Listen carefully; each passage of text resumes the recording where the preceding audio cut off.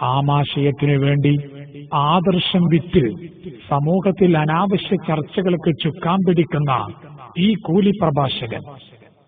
കൂലിപ്രഭാഷകന് എല്ലാ ഒത്താശയും ചെയ്തു കൊടുക്കുന്നത് താനല്ലെന്ന് പറയാൻ കുരുവട്ടൂരിന് ധൈര്യമുണ്ടോ? മുരീദ് തന്നെ പറയട്ടെ. ഞങ്ങൾ 53 പരിപാടി ഇപ്പൊ നടത്തിയല്ലോ. അതിനാദ്യഘട്ടത്തിൽ ഞങ്ങൾക്ക് ഹിമ്മത്ത് തരാൻ വേണ്ടി വന്നു എന്നതല്ലാതെ ഒരു സ്റ്റേജിൽ നിങ്ങൾക്ക് ഉസ്താദിനെ കാണാൻ പറ്റൂല. അതെ, പലരിൽ നിന്നും പറ്റിച്ച് സമ്പത്ത് കൊടുത്ത് മോഹിപ്പിച്ച് ഈ വായാടിയെ കയറൂരി വിടുന്നത് താങ്കളാണെന്ന് ആർക്കാണ് അറിയാത്തത്? ഓർക്കുന്നുണ്ടോ ഇവനെ?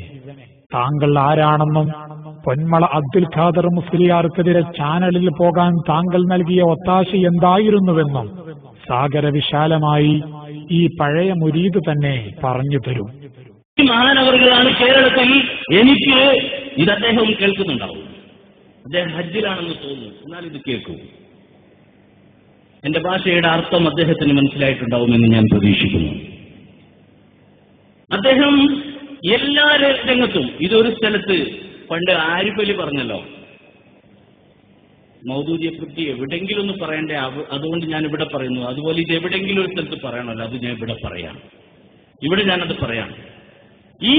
ഈ മനുഷ്യൻ കാന്തപുരം AP അബൂബക്കർ മുസ്ലിയാരുടെ പ്രസ്ഥാനത്തിലെ ഈ പ്രവർത്തനങ്ങൾക്കെതിരെ എല്ലാ നിലയിലും ചാനലിൽ പോകാൻ എനിക്ക് പൈസ തന്നത് ബഹുമാനപ്പെട്ട ഹാഫിദ് ഉസ്താദാണ്. 50,000 രൂപ. ജിഷാൻ മാഹിയുടെ CD റെക്കോർഡ് ചെയ്യാനും റെക്കോർഡ് ചെയ്ത CD കൊണ്ടുവന്നിട്ട് ജിഷാനെ കൊണ്ട് ആദ്യം നൌഷാദ് ഹസനെ കൊണ്ട് വിളിപ്പിച്ചു, പിന്നെ ഞാൻ വിളിച്ചു.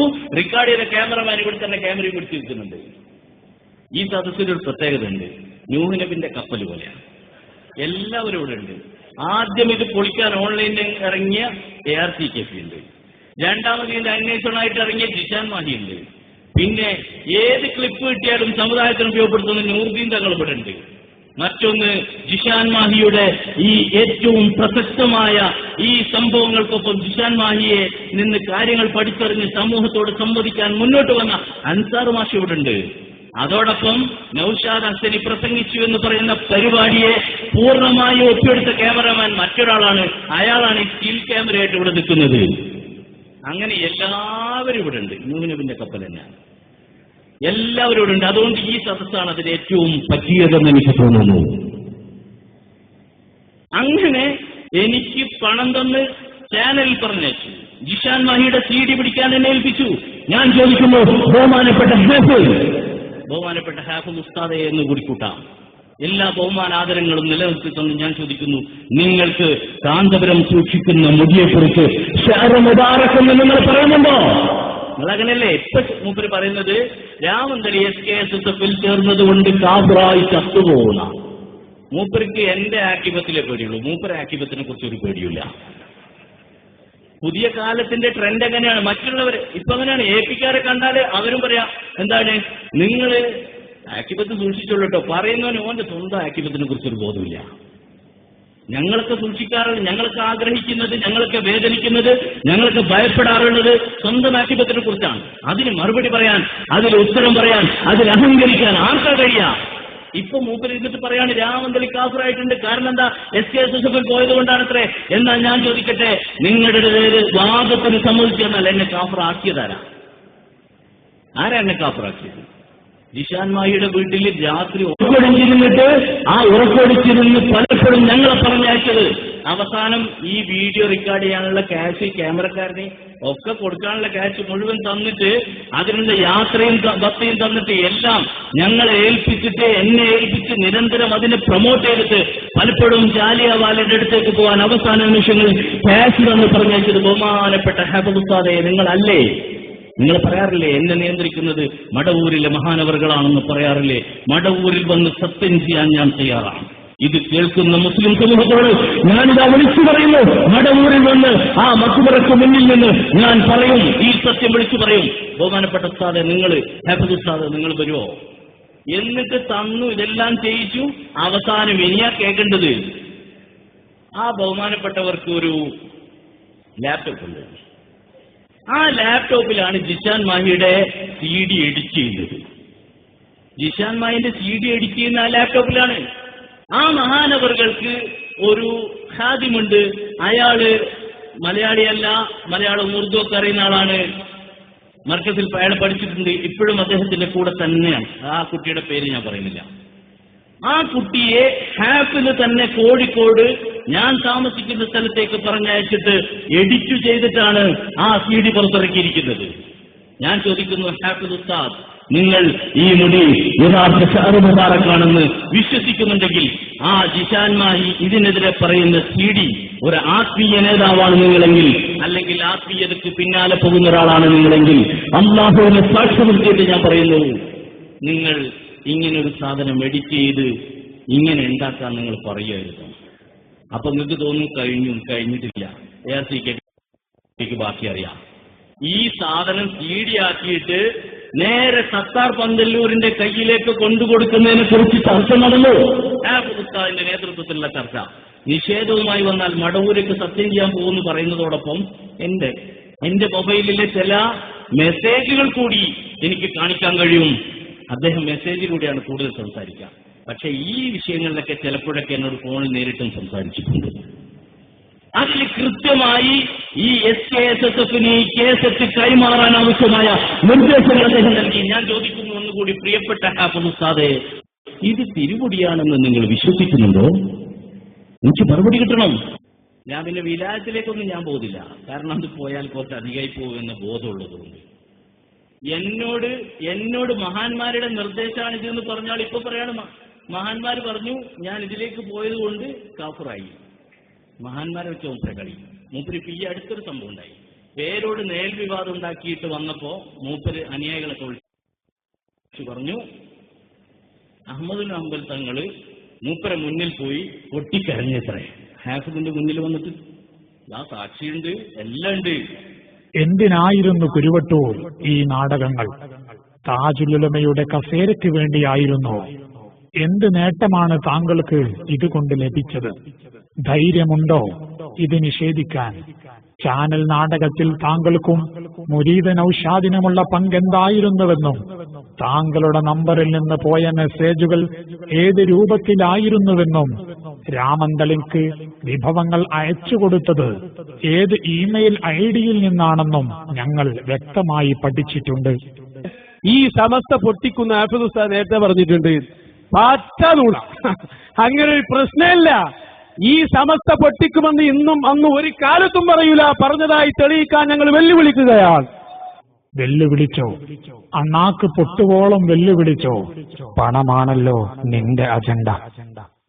പക്ഷേ ഇതോർക്കുന്നത് നന്നായിരിക്കും. കേരള യാത്രയുടെ സമയത്ത് താങ്കളുടെ ബ്ലാക്ക് കളർ ആക്സന്റ് കാറിൽ വെച്ച് 2 സയ്യിദുമാരോട് സമസ്ത പിളർത്തൽ അത്യാവശ്യമാണെന്നും നിങ്ങൾ സഹായിക്കണമെന്നും പറഞ്ഞത് ഈ നാടകം മനസ്സിൽ കണ്ടുകൊണ്ടായിരുന്നു. വെറുതെയല്ല കുരുവട്ടൂർ നിങ്ങളെക്കുറിച്ച് വൈലത്തൂര് തങ്ങള് പറഞ്ഞത്. അല്ല, ഇപ്പൊ പറഞ്ഞതായിട്ട് തന്നെ ഒരു ഇതുണ്ടായാല് അല്ല, അത് ഞാൻ അവരോട് നിന്നോട് ചോദിച്ചിട്ടുണ്ടല്ലോ ഇയാളെ പറ്റിയിട്ട്. അപ്പൊ ഞാൻ സമസ്തന്റെ ആൾക്കാരും എക്സൈസിന്റെ ആൾക്കാരും ചോദിച്ചപ്പോ പറഞ്ഞിട്ടുണ്ടോ, അവൻ കാട്ട് കള്ളനാണ്. അതിന് ലത്തീഫ് ഷാഹിദിക്കൊക്കെ അറിയല്ലോ, കുരുവട്ടൂര് മുസ്ലിയാർക്ക് അറിയല്ലോ, ഞാനാണ് വർദ്ധിക്കണമെന്നുള്ളത്. കൂറ്റമ്പാറബരിക്കൊക്കെ അറിയല്ലോ, ആദ്യമായിട്ട് പറഞ്ഞ ആള് ഞാനാണെന്നുള്ളത്. കുരുവട്ടൂര് ആഫിൽ കള്ളൻ, ലോകകള്ളനൊക്കെ കാട്ട് കള്ളനാണ്. വൈലത്തു എന്ത് തങ്ങളെ വാക്ക് നിങ്ങൾക്ക് ഹെല്ല് ചെയ്യാൻ കഴിയില്ല. അവിട് വൈലത്തു തങ്ങളെ മർത്തവൻ നിങ്ങൾക്ക് അറിയില്ല. അത് വിടാനോ? എന്താ മനസ്സ് പൊട്ടുന്നുണ്ടോ? ഏതായാലും അന്വേഷണത്തിലേക്ക് കടക്കാം.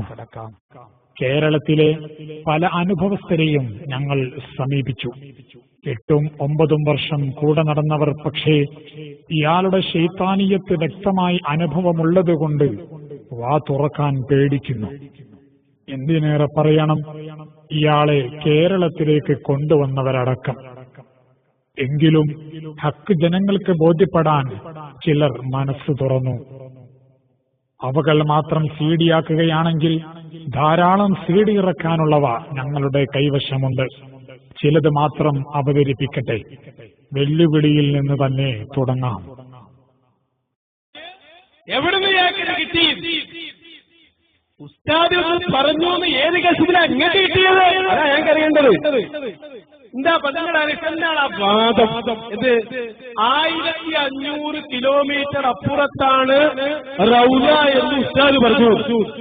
മുസ്ലിയാരെ, അങ്ങനെ ഒരാൾ പറഞ്ഞു എന്ന് സങ്കല്പിക്കുക. എന്നാൽ അവന്റെ ഹുക്കുമെന്താണ്? മദീനയുടെ 1500 അടി അല്ലെങ്കിൽ കിലോമീറ്റർ അപ്പുറത്താണ് റൗദ എന്ന് ഒരാൾ പറഞ്ഞ എന്താ നിങ്ങളിത് മനസ്സിലാക്കാത്തത്? ഈ കുട്ടികൾ നിങ്ങളോട് പറയേണ്ടി വന്നല്ലോ. എന്ത് തോന്നിവാസവും പറയാതെ അവിടെ വന്നിട്ട് വെല്ലുവിളിക്കുന്നു ഞങ്ങൾ. ഉസ്താദ് അവറുകൾ 1500 കിലോമീറ്റർ അപ്പുറത്താണ് റൗദ എന്ന് പറഞ്ഞ് കേട്ട ഒരാളെ ഹാജരാക്കിയാൽ നിങ്ങൾ പറഞ്ഞ പണി ഞങ്ങൾ എടുക്കാം. നോണ പറയുന്ന സംഘടനാ സ്വാധീനം കണ്ടിട്ട് എന്ത് തോന്നിയാസം പറയാം. എവിടെയാണ് തെളിവ്? പാവം ഷെയ്ഖിനെ വിശ്വസിച്ച് വെല്ലുവിളിക്കുകയാണ്. 1000 കുതിരശക്തിയോടെ ഞങ്ങൾ വെല്ലുവിളി ഏറ്റെടുക്കുന്നു. മദീനയിലെ റൂമിൽ നിന്നും മടവൂർ ചിറ്റടിമീത്തൽ തറവാട്ടിലെ പ്രസംഗത്തിൽ നിന്നും കുരുവട്ടൂരിന്റെ ഈ വാദം കേട്ടവർ ധാരാളമാണ്. ഒരാൾ മനസ്സ് തുറക്കുന്നു. മടവൂർ സ്വദേശി ജലീൽ. കുരുവട്ടൂർ ഹാഫിൽ അബ്ദുൽ ഹക്കീം അഥവാ ഹാഫിൽ ഉസ്താദ്, അദ്ദേഹവുമായി നല്ല ബന്ധം പുലർത്തിയിരുന്ന ഒരാളാണ് ഞാൻ. അദ്ദേഹവുമായി ബന്ധപ്പെട്ട് ഉയർന്നു വന്ന ഒരു ആരോപണമാണ് റൗള ഷെരീഫുമായി ബന്ധപ്പെട്ട ആരോപണം. ഈ വിഷയത്തിൽ നേരിട്ട് സാക്ഷിയായ ഒരാളാണ് ഞാൻ. റൗള ഷെരീഫ് അവിടെ ഇല്ല എന്ന് അദ്ദേഹം പറഞ്ഞു എന്നാണ് പുറത്തുനിന്നും കേൾക്കാൻ സാധിച്ചത്. എന്നാൽ എന്നോടൊപ്പം അദ്ദേഹത്തിന്റെ വാക്കുകൾ കേട്ട പലരുമുണ്ട്. മദീനയിൽ വെച്ചാണ് അദ്ദേഹം ഇക്കാര്യം പറഞ്ഞിരുന്നത്. അദ്ദേഹത്തിന്റെ വായിൽ നിന്ന് നേരിട്ട് കേട്ട കാര്യങ്ങളാണ് ഇവിടെ ഞാൻ പറയുന്നത്. ഇപ്പോൾ മുത്തുനബി സല്ലല്ലാഹു അലൈഹി വസല്ലം തങ്ങൾ അന്തിയുറങ്ങുന്ന റൗള, അവിടെ നിന്നും 1500 കിലോമീറ്റർ താഴെ വഫാത്തായി പോയ പ്രവാചകരും സ്വഹാബാക്കളും ഔലിയാക്കളും തുടങ്ങി മഹാന്മാർ ഒരുമിച്ച് കൂടുന്ന ഒരു സ്ഥലമുണ്ട്. അവിടെ വലിയൊരു സിംഹാസനമുണ്ട്. ആ സിംഹാസനത്തിൽ മുത്ത് ഹബീബ് സല്ലല്ലാഹു അലൈഹി വസല്ലം തങ്ങൾ ഇരിക്കുകയും അവിടെ മുത്തുനബി സല്ലല്ലാഹു അലൈഹി വസല്ലം തങ്ങളുടെ നേതൃത്വത്തിൽ പ്രവാചകന്മാരുടെയും മഹാന്മാരുടെയും വലിയ സംഗമം നടക്കാറുമുണ്ട്. അവിടെ ഞാനും പോയിട്ടുണ്ട്. മുത്ത് ഹബീബ് സല്ലല്ലാഹു അലൈഹി വസല്ലം തങ്ങൾ അധികവും അവിടെയാണ് ഉണ്ടാവാറ്. അഥവാ 1500 കിലോമീറ്റർ താഴെ ആ സിംഹാസനത്തിലാണ് മുത്ത് നബി സല്ലല്ലാഹു അലൈഹി വസല്ലം തങ്ങൾ അധികവും ഉണ്ടാവാറ്. ഇപ്പോൾ റൗള ഉള്ള സ്ഥലത്ത് വല്ലപ്പോഴുമാണ് ഉണ്ടാവാറ്. ഇവിടെ ഉള്ള സമയത്ത് സിയാറത്ത് ചെയ്യുന്നവർക്ക്, സലാം ചെല്ലുന്നവർക്ക് ഭാഗ്യം എന്ന് അദ്ദേഹം പറഞ്ഞത് അദ്ദേഹത്തിന്റെ വായിൽ നിന്ന് നേരിട്ട് ഞാൻ കേട്ടതാണ്. ഇത് കേട്ട പലരുമുണ്ട്. മദീനയുടെ 1500 അടി അല്ലെങ്കിൽ കിലോമീറ്റർ അപ്പുറത്താണ് റൗദ എന്ന് ഒരാൾ പറഞ്ഞ എന്താ നിങ്ങളിത് മനസ്സിലാക്കാത്തത്?